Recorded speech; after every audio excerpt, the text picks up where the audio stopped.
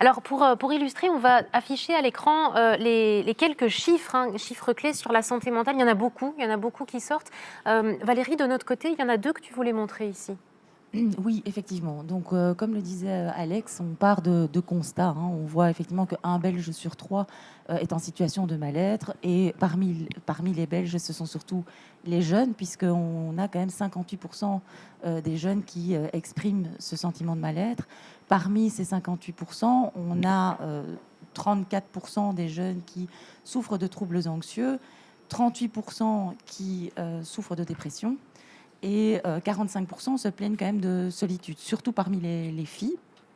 Donc, aussi, parmi tous ces jeunes, on a constaté que 35% n'osent pas en parler. N'osent pas en parler à des professionnels, n'osent pas en parler à leur famille pour éviter justement de mettre un poids supplémentaire sur les épaules de leurs proches. Et donc, vu ces constats, en fait, Partenamut a voulu agir effectivement en lançant une campagne qui est la campagne Parle-en. Donc, on a donné d'abord la parole aux jeunes et c'est pour ça aujourd'hui qu'on se retrouve à cette table ronde. On donne aujourd'hui la parole aux experts, justement.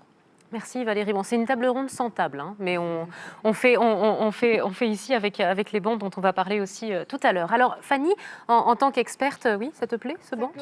Ça colle un peu. Ah, ils sont tout neufs, alors c'est peut-être pour ça. Fanny, on parle de santé mentale, mais revenir peut-être sur ce que ça veut dire la santé mentale, la bonne, la mauvaise santé mentale. Et on va afficher normalement à l'écran, tu as préparé quelques éléments. Oui, quelques petits éléments. Donc, la santé mentale. Alors, le premier élément que je montre là, c'est cette émoticône d'insulte, parce que chez moi, quand j'entends santé mentale, ça fait toujours un peu mal à l'oreille. Et je trouve que c'est réducteur comme approche. Et donc, je préfère de parler de la santé plus de manière générale, plus large. Et donc, j'arrive à la définition de l'OMS. Alors, j'ai pas mes lunettes, mais la santé donc, est un état de complet bien-être physique, mental et social et ne consiste pas seulement en une absence de maladie ou d'infirmité. Et donc, quand je lis cette définition, je trouve qu'elle est assez exigeante. Et donc, je me pose aussi la question, mais qui est en bonne santé ici? Voilà. Tu poses vraiment la question? C'est avec un petit clin d'œil, oui. D'accord. Oui, bien sûr. On va pouvoir y répondre tout à l'heure pendant la partie interactive. C'était une question plus rhétorique. D'accord. Voilà. Le slide suivant... alors, il m'amusait parce que si on fait abstraction en mettant sa main devant le téléphone et qu'on se concentre juste sur les deux oiseaux là, qui posent, on se dit, mais est-ce qu'ils sont tout justes? Et donc, je voulais, par cette photo, rentrer dans le vif du sujet. Et pour moi, on a tous un petit grain de folie. Et ça fait partie de notre condition d'être humain. Et donc, c'est de pouvoir faire avec ça. Et d'ailleurs, je vais commencer en toute humilité avec une de mes petites manies que je peux partager, c'est qu'on appelle ça un TOC dans le jargon, mais sinon on peut parler de petites manies. Et moi, quand je me mets à table, c'est important que tout soit bien droit, perpendiculaire, parallèle.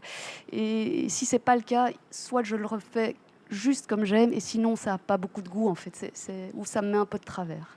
Je ne me sens pas pour autant anormale. Je ne sais pas, Johanna, as-tu, toi, une petite manie que tu aimerais partager, ou le public? Laquelle? Alors, on en parlait en préparant ce moment-là. Moi, j'aime pas les portes fermées.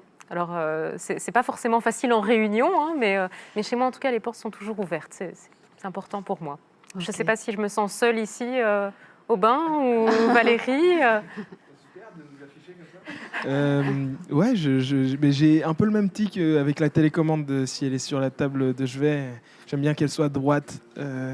Mais ouais, tu fais résonner plein de choses, évidemment. Voilà. Et donc ça, c'était le premier point par lequel je voulais commencer. Et le deuxième, c'est... Alors, il faut juste afficher la slide, normalement. Voilà, ici. Voilà, je fais référence à ce bouquin, Apicratie.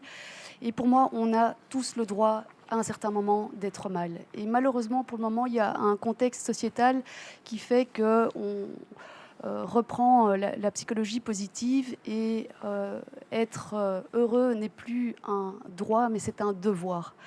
Et ça met une pression, je trouve, qui est difficile apporter, et notamment sur Facebook, par exemple, ça peut vraiment être difficile de voir qu'on pose tous en montrant comme on est beau, comme on va bien, comme on mange bien, et ça peut donner une vue complètement tronquée en fait de la vie des autres, qui en fait n'est pas toujours toute rose.